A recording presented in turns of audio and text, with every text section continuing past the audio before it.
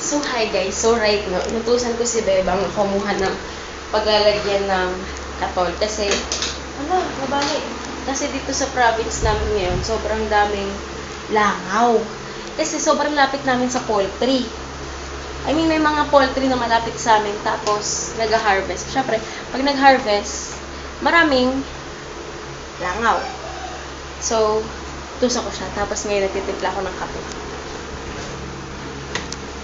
Kabibili lang namin ng asin. Sobrang dami ng asin na nabili namin. Nakita ba dito? Papakita ko sa inyo, guys. Yung mga plastic na yan, asin yan. So,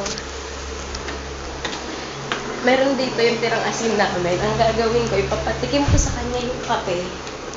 Na which is yung, itong kopi ko blanca na to. Tinimpla ko siya dito. At merong asin dito. At saka, yung spoon, kita mo itong spoon. Yung pagka-mix natin, kuha tayo konti asin, kuha tayo ng kape. So, pag nakuha na natin, papatikim natin sa kanya kung ano lasa. Maalat. So, let's go. Wait na lang natin na kumulo. Eto, mainit. So, let's go!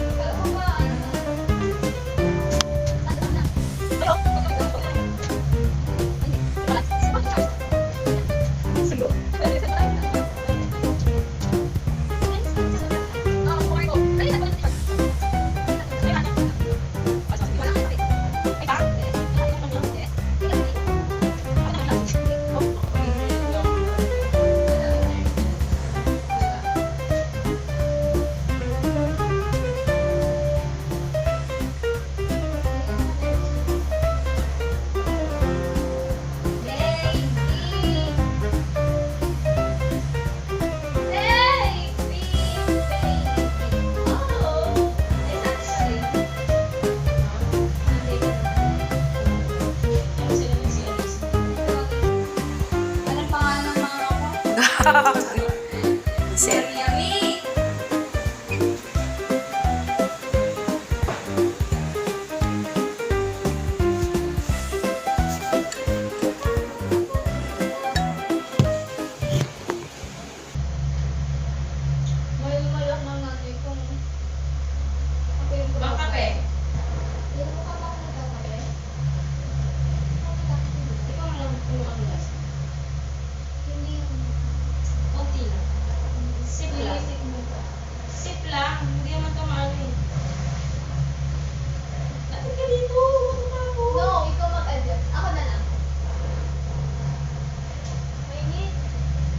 Lapit ka nga kasi dito. Ato na nga.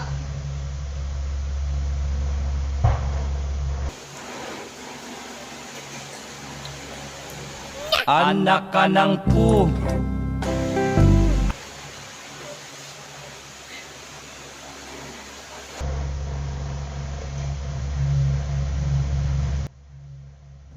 Anak ka ng pu.